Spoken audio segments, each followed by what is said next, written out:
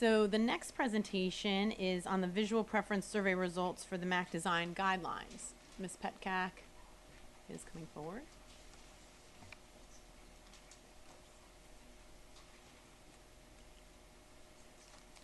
Good evening, Madam Mayor, members of council. I am joined this evening by Kelly O'Brien. I'm going to formally introduce Kelly to council. She has been at a couple work sessions. Kelly joined the staff last summer. She is a principal planner. We work together in the city of Fairfax. Kelly, like our deputy director, has a degree from Rutgers. She has experience in current and long-range planning, experience working with architectural review boards. She, like our deputy director, has skills working with GIS, InDesign, SketchUp, and other computer programs that really aid the work that we do in planning and zoning. So, but before I turn it over to Kelly, I do want to request that the joint work session that is scheduled for March 6th to discuss the MAC amendments, proposed draft MAC amendments, and draft design guidelines with the Board of Architectural Review and the Planning Commission, if that could be pushed out to March 20th, which is the normal date for the Board of Zoning Appeals, but they don't have any items, so they will not have a meeting. And the reason for that is because of the weather last week. The Planning Commission had to cancel their meeting, and so we'd like the Planning Commission to have at least 2 meetings to review the proposed amendments to the MAC before meeting with the Council and the Board of Architectural Review. And I discussed this with the chair of the Planning Commission, and that's a date works for him. Okay. I do have so I know the schedule that you laid out, the tentative schedule for the procedures was kind of tight. Do you still do you have concerns about still meeting the deadline? Because right now the moratorium ends, I believe, June 27th, correct? Correct. Yeah. So we had time in March for additional work sessions as needed with the Planning Commission and Board of Architectural Review before the 2 community workshops that are scheduled for the end of March. So we're still good on that. And as I indicated when we discussed this prior, the schedule after that, we're confident we can make that schedule. If we come out of the next month and after the workshops and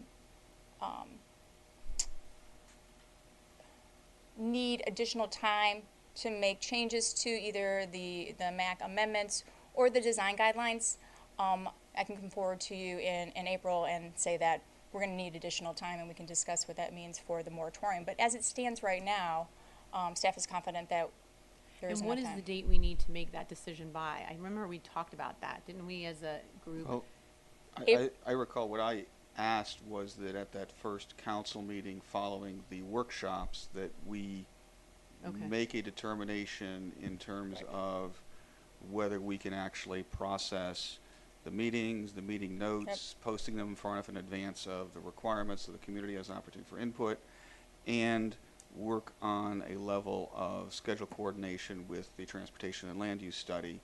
I think that my personal opinion is we will need more time based on a number of factors, but I think we need to know where we land from the workshops before we make that determination. Yeah. So I would like, I'm not sure whether this is a formal thing to our town manager, but how do we get that statement of starting the process to consider extending the moratorium onto that agenda? Is that just asking you through the mayor, or is there a formal way we do that, or is that something coming from staff based on their staff feedback? can monitor that and put that, Well, that is the date. So April 8th is the date that the council would need to set the public hearing if you are considering extending the moratorium. Okay, then Because then that would direct I'm sorry to cut you off. No, that's with the Planning Commission then could have their public hearing at their second meeting in April. It gives them an opportunity if they need to extend it to the first meeting, and then the public hearing for the council would need to happen on May 13th. And then following that, there would be an intent to adopt in second reading at the June 3rd meeting. So what I would suggest, maybe we can bring this up in regular business if we need to, is, unless there's consensus at this time, to ask the town manager to make sure that that's on the April 8th agenda. Yeah, and I would say that, as well as Cindy, I'm assuming will continue to update us on the schedule. Definitely. Because obviously it's already changing a bit, so appreciate that.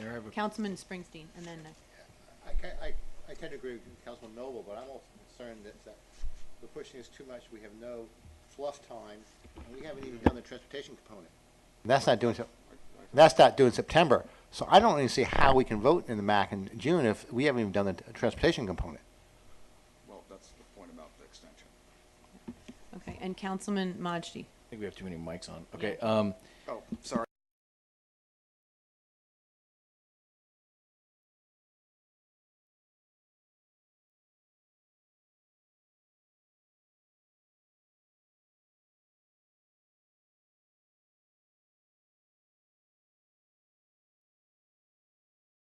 Obviously, it's already changing a bit, so appreciate that. Mayor, I have a- Councilman Springsteen, and then, I tend to agree with Councilman Noble, but I'm also concerned that we're pushing this too much. We have no fluff time, and we haven't even done the transportation component. That's not doing, that's not due in September. So I don't even see how we can vote in the MAC in June if we haven't even done the transportation component. Well, that's the point.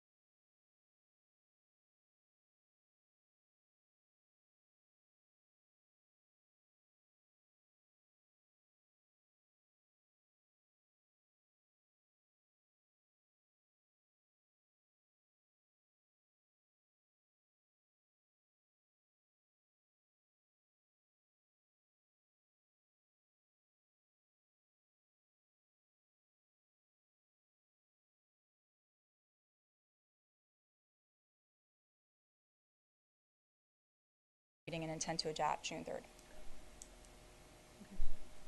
okay, thank you. Councilman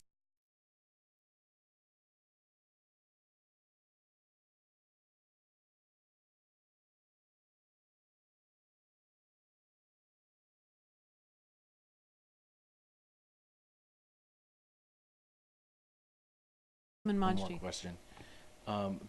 If we're doing the three-body meeting on the 20th, Town Manager Peyton, you had asked council members to submit any documents a week in advance of March 6th, so could we push it to 7 days in advance of March 20th, which would be March 13th? Does that work? Yes, Madam Mayor, members of the Town Council, if that date works for the council members, and if it works for the Director of Planning Zoning, Go ahead. Councilman, did anyone else have anything? Oh. Councilman Springsteen? So we still haven't answered the question, what do we do with the transportation component?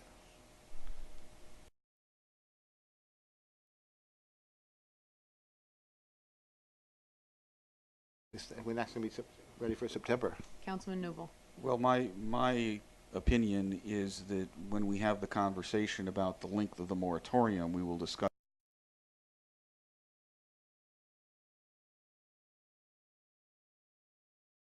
that at that point in time, because that will be part of that conversation in terms of what duration we're talking about. Sure, and my understanding is too, and correct me, Town Manager, if I'm incorrect, April 1st, we'll also have a meeting about how far the process is going with the transportation and land use study. Is that correct? Yes, Madam Mayor, members of Town Council, April 1st is the first of 3 updates to the Town Council that the Director of Public Works, Mike Gallagher, will be giving on the transportation component. The second is June 10th, and then the third update would be September 9th. Okay, so that, I think that would give us a handle on what kind of information we'll have as of then, I guess whatever they're sharing, as well as what will happen on June 10th, and then what other information will happen. So I think that would be useful, at least for me, and I would think staff in deciding, you know, if there will be adequate information available. Go ahead. Madam Mayor, my personal opinion is, given where we are with these dates, that'll give us enough information to make an informed decision about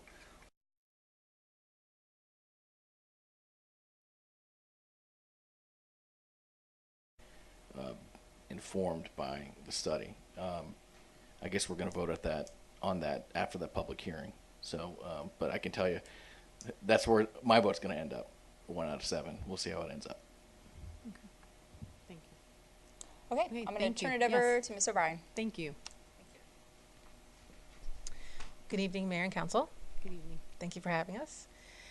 Again, this is the presentation on the Visual Preference Survey results. Just a little bit of background. This is something that staff has been working on since fall of 2018. We looked at means for soliciting community input on the MAC and what the visual of the MAC people would like to see. We determined that a visual preference survey, which is multiple images that you rank on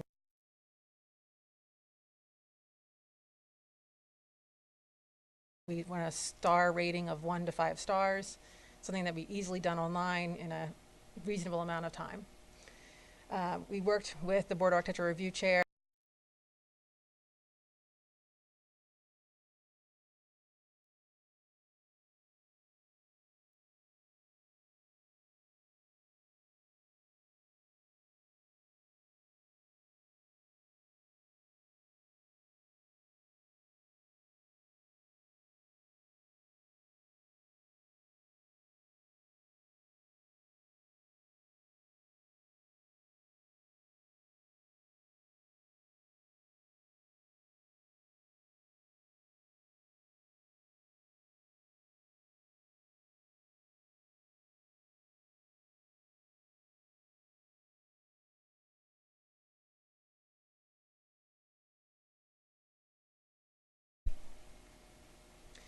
So looking at who took the survey, as I mentioned before, we were very pleased with the results of how many people participated.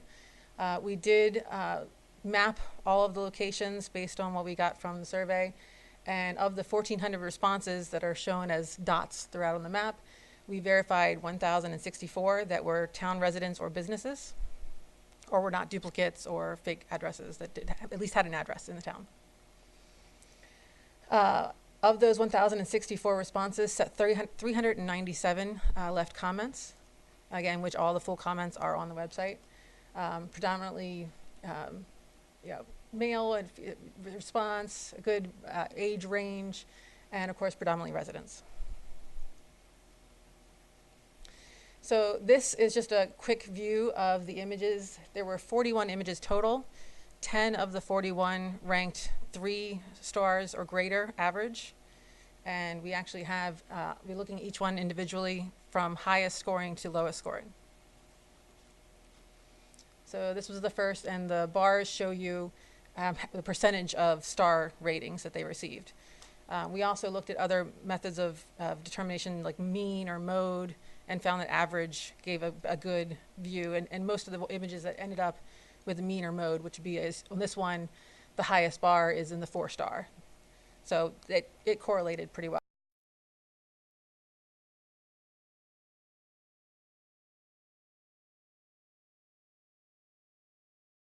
The sidewalks, some public amenities, the guy. Well,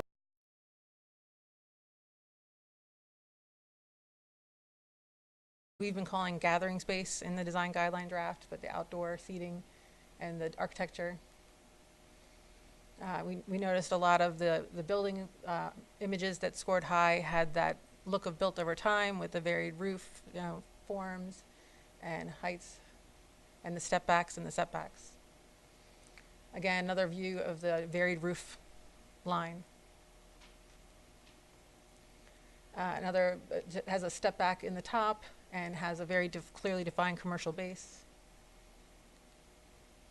The pedestrian realm, again, we saw was very important with having the separation of a clear pedestrian way with the sidewalk and the dining area.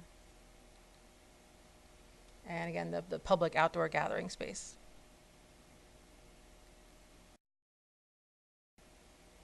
Interesting architecture features. And that was the full top 10. I also have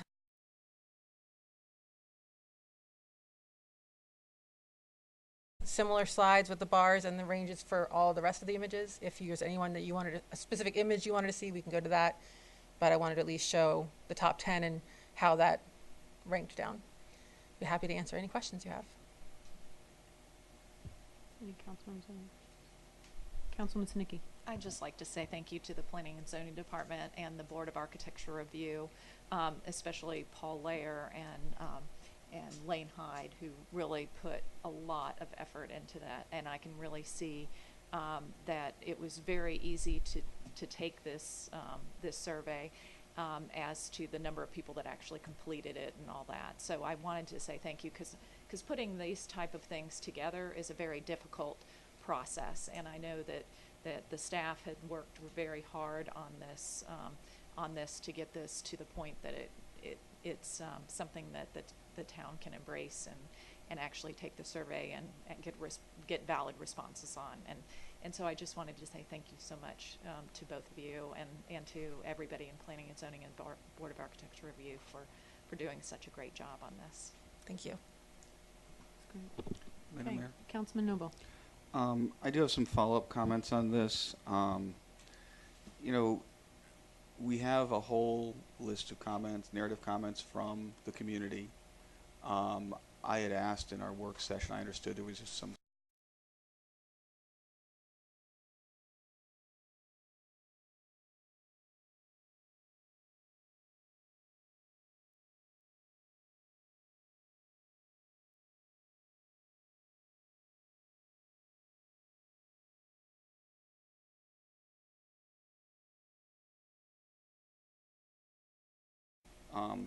by using professional expertise to do that. So I'm not sure why that didn't happen. The other thing, I have a concern overall with the survey in that we're testing what are called design features and architectural elements, and I'm concerned that people rated images based on architectural styles. And I'm not sure that our question set tested independently whether that's how people were responding. So my question is, how are we in the community workshops going to tease out what is a design or architectural element versus an architectural style? So you look at the images that were rated highly, they were from communities where the architecture is older, 20s and 30s, or teens, 20s and 30s, versus more modern, quote, Arlington style architecture. So I have a pretty strong concern that while the survey is useful to inform our process moving forward, there's some statistical back of house stuff in terms of what we're testing and asking questions for that creates, in my mind, a lot of legwork for you and staff and the work you do in these community workshops. So if you would respond to kind of both those things. I'll start with the latter first and then Okay. go to the former. So, and correct me if I'm wrong, Kelly, but up front on the survey, we stated that the town cannot prescribe any one architectural style. Mm-hmm. So we stated that. That being said, yes, a lot of the images that scored high were more traditional in nature. And that is something that the chair of the BAR and the vice chair and the working group that we discussed in terms of additional images that we wanted to put forward in the design guidelines to convey, what is desired here. And so hopefully we've done that. There are some recommended changes to the standards. We're recommending increasing the transparency on the ground floor based on what we heard coming out of the design guidelines. So I think we're coming at it a few different ways, and Kelly can kind of elaborate a little bit more on that. As to your question about the comments that were provided with the visual preference survey, as I indicated at the work session, the comments stand on their own, and I am not comfortable with attempting to characterize the intent of those comments in any kind of summary form. And while someone may do that, as a professional, I'm not comfortable doing that. They were the survey results stand on their own. The comments we provide, we allowed people the opportunity to provide comments, and they do stand on their own. Staff has reviewed all of those comments. I've gone back through, reviewed the comments that were submitted as part of the public hearing that the Planning Commission held last summer on the MAC amendments. Those comments are available on our website. People should read the comments in their entirety, but I don't think it is appropriate, nor do I feel comfortable to try to characterize and summarize what people said in their comments, yay or nay, one way or the other. Okay. And if you want to add anything on the design. Just that we did actually, in reading the comments, there were a lot of things that people mentioned specifically, like, you didn't show bikes, or you didn't show. There was things that weren't in the images that they brought up that we did take into consideration while we're developing the design guideline draft. So there were things that, again, weren't pictured that the citizens called out. I would have liked to have seen more of this. Okay, so taking that forward then, as you go into these community workshops the end of March, would that mean that there is going to be an extended portfolio of images in which conversations are going to be built around? So to further expand on items that are presented in the design guidelines, as this is, the design guideline element piece, there's a couple of pictures, but would you have additional pictures to kind of fully present those elements so the community members can have a better feel for what those things mean? Again, some of this, is kind of, esoteric architecture planning stuff. So I'm trying to figure out how we make this most approachable to the community. We don't have to answer this tonight, but I have a concern of how we get from the draft of the guidelines, associated amendments to the code, and where we end up as we progress through this. So Understood. We do have supplemental images that we've been working through the working group to add that were things that were missing, that we heard were missing, and then we also have more interactive things that they can visually see. And as Director Peckett mentioned, we'll have the pages up on the wall. So we'll have sticky notes, and you can write a comment, this image doesn't really grab what I was looking for, I wish I could see this. So we will have more opportunities for just immediate handwritten comments. thank you for all the work you've done on this so far. Thank you. Thank you. Thank you. Yeah, Councilman Modgy. Thank you, Mayor. When I was reviewing the data, I noticed that the highest rated images in certain sections were those that had a mix of 3- and 4-story buildings. And you mentioned a couple phrases, built over time and varied roof line. I think there are different ways to interpret those results that I think that, to me, indicates, and this is an opinion, in my opinion, that people are favorable towards smaller buildings. One thing I wonder is, as you're analyzing the data here, is that a confounding variable here where you've got pictures of 3- and 4-story buildings? For example, if you look at the bottom left corner of the slide that's up, the second from the bottom left corner, that wasn't clear, but if you look at the bottom left corner, it's the image to the right. Yeah, there you go. That was my favorite picture. That's just one data point to consider. For me, the confounding variable is that some of the buildings are smaller. So that's a question that I had looking at the results, and I wonder if there were pictures of 3-story buildings, if those would have rated the highest. And my bet is yes, since that matches a lot of the feedback that we've got at our public hearings. I'm glad that you did not show any pictures of 3-story buildings all the way across, because we're not going to get applications like that with the rules that are currently written.